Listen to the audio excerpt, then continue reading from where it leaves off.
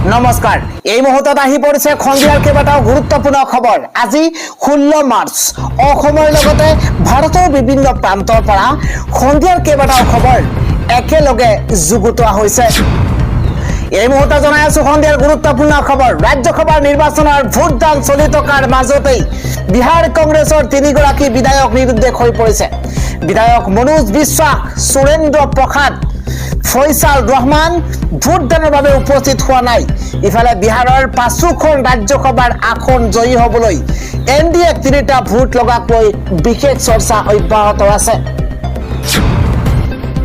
পৰৱৰ্তী খবৰটো হৈছে আজি হৈছে ইছলাম ধৰ্মাৱলম্বী লোকসকলৰ পবিত্ৰ শবে কদৰ অৰ্থাৎ লাইলাতুল কদৰ এই ৰাতিক আল্লাহৰ দয়া ক্ষমাৰ নিশা বুলি কোৱা হৈছে আজি ইছলাম ধৰ্মাৱলম্বী লোকসকলৰ এটা পবিত্ৰ নিশা আজি শবে কদৰ পালন কৰিলেও এই নিশাৰ নিৰ্দিষ্ট তাৰিখ কোনো নাথাকে 21, 23, 25, 27 আৰু 29 ৰমজানত শবে কদৰৰ নিশা বিচৰা হয় আজি অতীতৰ পাপ ক্ষমাৰ লগতে আল্লাহৰ দয়া আৰু ক্ষমাৰ সুযোগৰ ৰাতি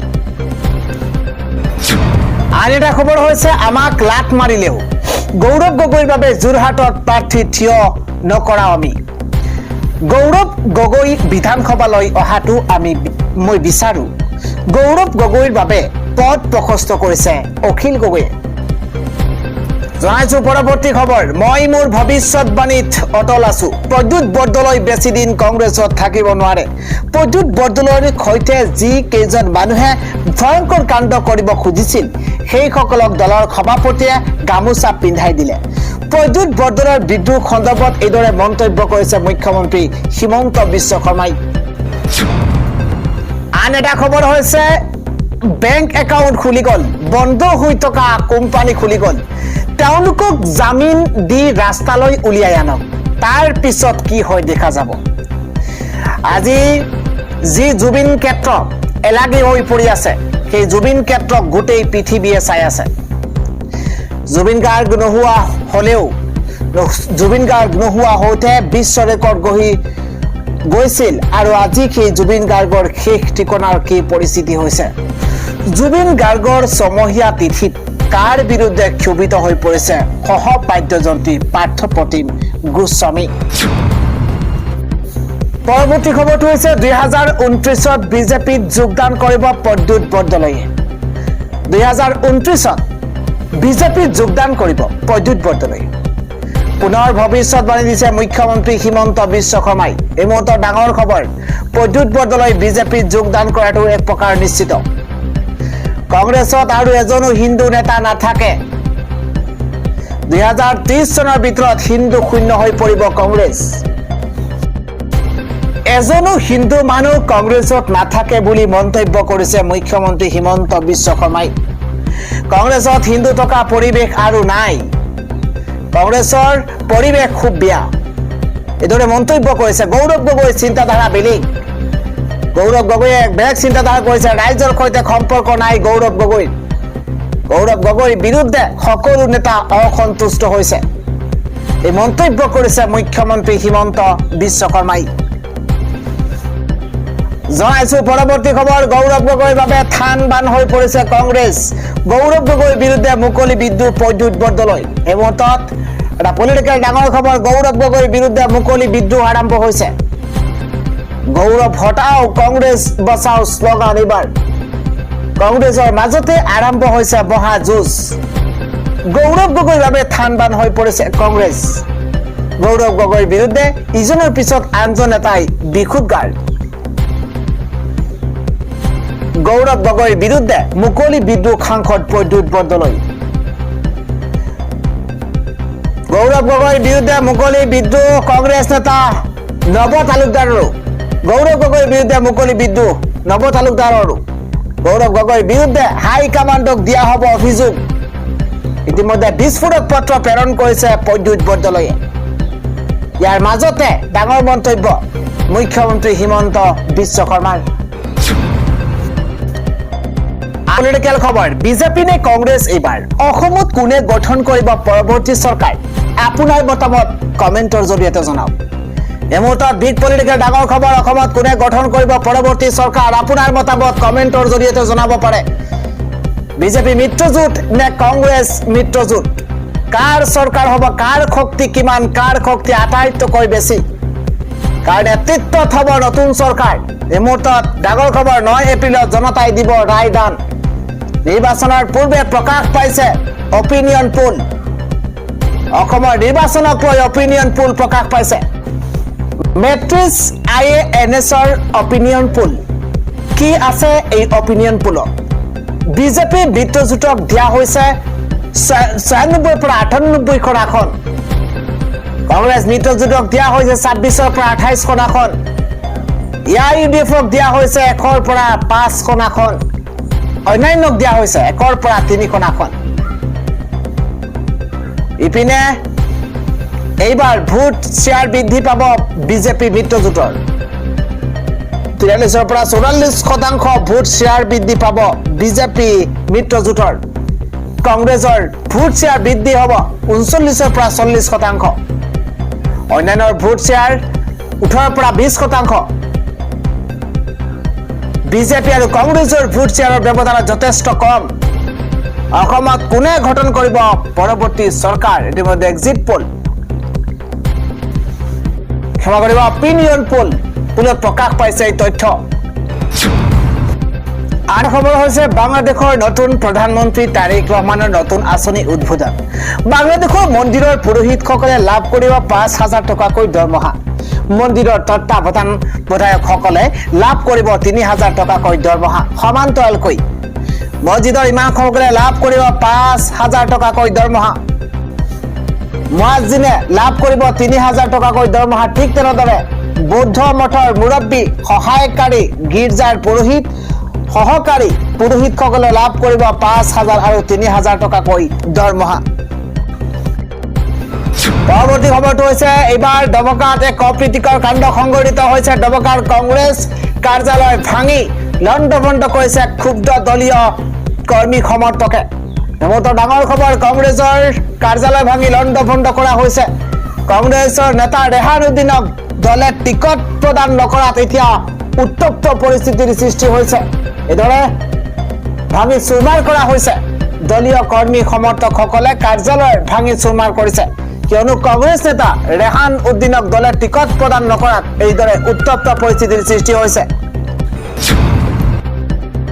18 মাৰ্চত প্ৰকাশ পাব বিজেপিৰ প্ৰাৰ্থীৰ তালিকা মুখ্যমন্ত্ৰী হিমন্ত বিশ্ব শৰ্মাই বৃহৎ ঘোষণা কৰিছে এটা পলিটিকেল ডাঙৰ খবৰ 18 মাৰ্চত ঘোষণা হ'ব বিজেপিৰ প্ৰাৰ্থীৰ তালিকা শিলচৰত মুখ্যমন্ত্ৰী হিমন্ত বিশ্ব শৰ্মাই বৃহৎ ঘোষণা কৰিছে বৰাকৰ 13খন আসনৰ 3খনত প্ৰতিদ্বন্দ্বিতা কৰিব এবাৰ AGPয়ে মুঠত ডাঙৰ খবৰ 13খনৰ 10খনত থাকিব বিজেপি 13খন আসনে দখল কৰিব NDA 300ৰো অধিক কোটি টকাৰ প্ৰকল্প আগবঢ়াই মুখ্যমন্ত্ৰীৰ ঘোষণা 18 মাৰ্চত ঘোষণা হ'ব বিজেপিৰ প্ৰাৰ্থীৰ তালিকা শিলচৰত মুখ্যমন্ত্ৰী হিমন্ত বিশ্ব শৰ্মাই বৃহৎ ঘোষণা কৰিছে জনাইছো পৰৱৰ্তী খবৰ এবাৰ হস্পিটেলত ICUত ভয়ংকৰ কাণ্ড সংঘটিত হৈছে য'ত 10 গৰাকীকৈ ৰোগীৰ জীৱন শেষ হৈছে দেশ জোকাৰি যোৱা এক ভয়ংকৰ কাণ্ড সংঘটিত হৈছে এবাৰ মেডিকেল কলেজ হস্পিটেলত দপদপাই জ্বলি উঠিছে আৰু ICUত থকা ৰোগীৰ মাজত হোৱা দোৱা আৰম্ভ হৈছে মুহূৰ্তত বিগ ব্ৰেকিং নিউজ মুহূৰ্ততে 10 গৰাকী ৰোগীৰ কৰুণ মৃত্যু হৈছে 10 গৰাকীকৈ ৰোগীৰ কৰুণ মৃত্যু হৈছে মুহূৰ্তত 11 গৰাকীকৈ কৰ্মচাৰীৰ অৱস্থা সংকটজনক বুলি জানিব পৰা গৈছে মৃতকৰ পৰিয়াললৈ সাহায্য ঘোষণা কৰিছে চৰকাৰে ডাঙৰ খবৰ এই মুহূৰ্তত জনোৱাৰ চেষ্টা কৰিছো মৃতকৰ পৰিয়াললৈ সাহায্য ঘোষণা চৰকাৰৰ 25 লাখ টকাকৈ এককালীন সাহায্য প্ৰদান মৃতকৰ পৰিয়ালক অগ্নিকাণ্ডত 7 ৰোগীয়ে থিতাতে মৃত্যুক আঁকোৱালি লৈছে এই মুহূৰ্তত গুৰুত্বপূৰ্ণ খবৰ জনোৱাৰ চেষ্টা কৰিছো আন 3 গৰাকী ৰোগীৰ চিকিৎসাধীন অৱস্থাতে মৃত্যু হৈছে উৰিষ্যাৰ কটকৰ SCB মেডিকেল কলেজত মেডিকেল হস্পিটেলত এই ঘটনা সংঘটিত হৈছে বুলি জানিব পৰা গৈছে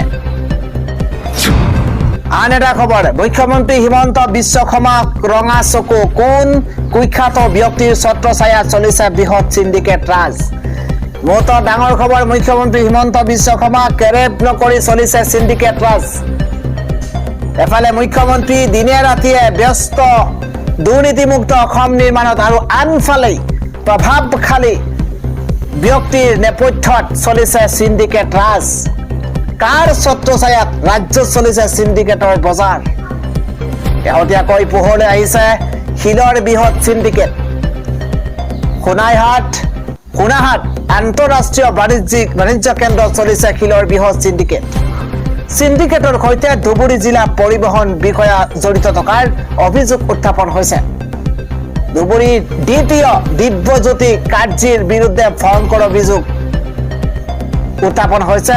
ধুবুৰীৰ দ্বিতীয় দিব্যজ্যোতি কাৰ্যীৰ বিৰুদ্ধে ভয়ংকৰ অভিযোগ উত্থাপন হৈছে। এই মুহূৰ্তত অভাৰলোড ট্ৰাক পৰীক্ষা নকৰে, কৰে কেৱল ধন সংগ্ৰহ। স্থানীয় আৰক্ষী প্ৰশাসনক নিয়ন্ত্ৰণ কৰি চলি আছে সিন্ডিকেট ৰাজ। প্ৰতিখন শিলবতী ট্ৰাকৰ পৰা সংগ্ৰহ হৈছে 10,500 টকাকৈ। ধন দিয়া ট্ৰাকৰ নম্বৰ প্ৰেৰণ কৰে সীমা ব্লক বিভাগলৈ। পিছে এই ধন নাযায় চৰকাৰৰ ভঁৰাললৈ,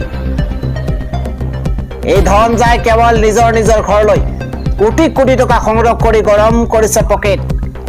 ধনৰ এটা অংশ লাভ কৰে গুৱাহাটীৰ কুখ্যাত ব্যক্তিগৰাকীয়ে।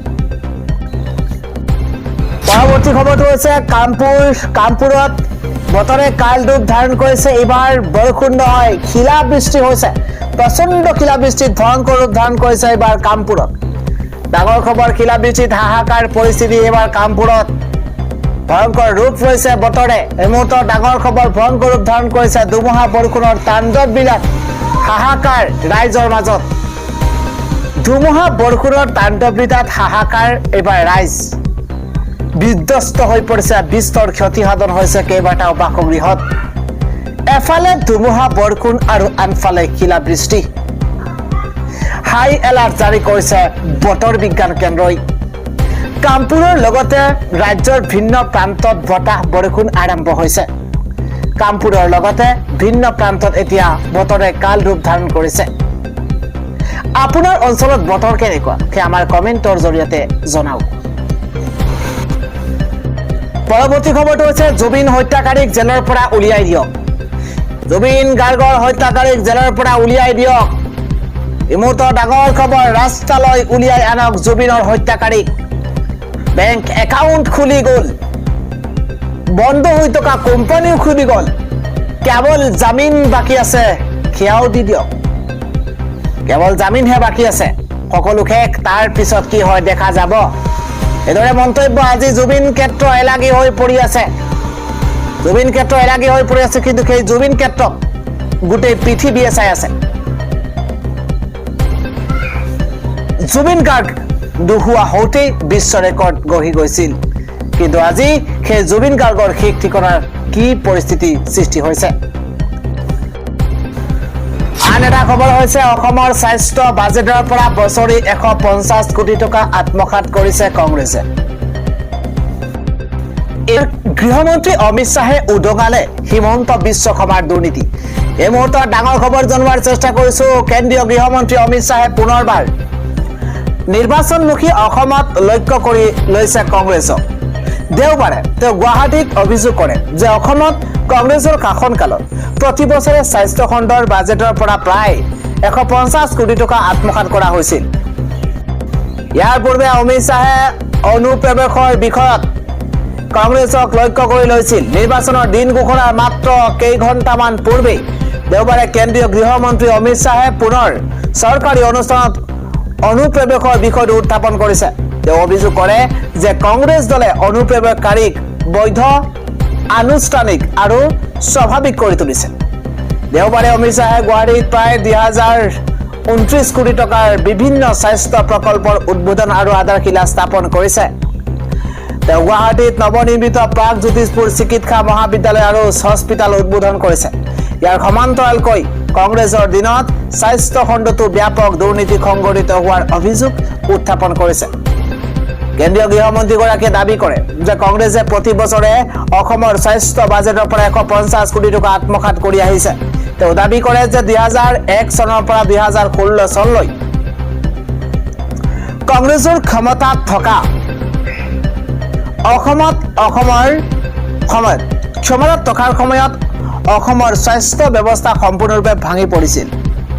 তেওঁ লগতে কংগ্ৰেছ চৰকাৰে জনসাধাৰণৰ স্বাস্থ্য সেৱা উন্নত কৰাৰ পৰিৱৰ্তে তেওঁলোকৰ নেতাৰ পৰিয়ালৰ আৰ্থিক স্বাৰ্থ চোৱা চিতা কৰাত অধিক ব্যস্ত বুলি অভিযোগ উত্থাপন কৰিছে। কিন্তু যোৱা কেইবছৰমানৰ পৰা হিমন্ত বিশ্ব শৰ্মা নেতৃত্বাধীন চৰকাৰৰ দিনত অসমৰ স্বাস্থ্য আন্তঃগাঁথনি যথেষ্ট পৰিৱৰ্তন হৈছে। এতিয়া গ্ৰামাঞ্চল আৰু দুৰ্গম গাঁৱৰ বাসিন্দাসকলে লাভ কৰিছে উন্নত মানৰ চিকিৎসা।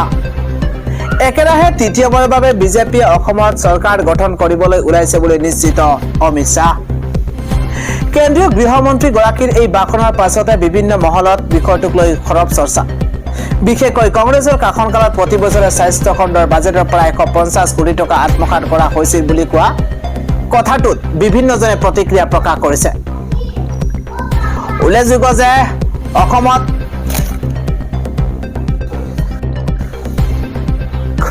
কংগ্ৰেছ শাসনত থকা সময়ছোৱাত হিমন্ত বিশ্ব শৰ্মা 8 বছৰ কাল স্বাস্থ্যমন্ত্ৰী হিচাপে কাৰ্যনিৰ্বাহ কৰিছিল।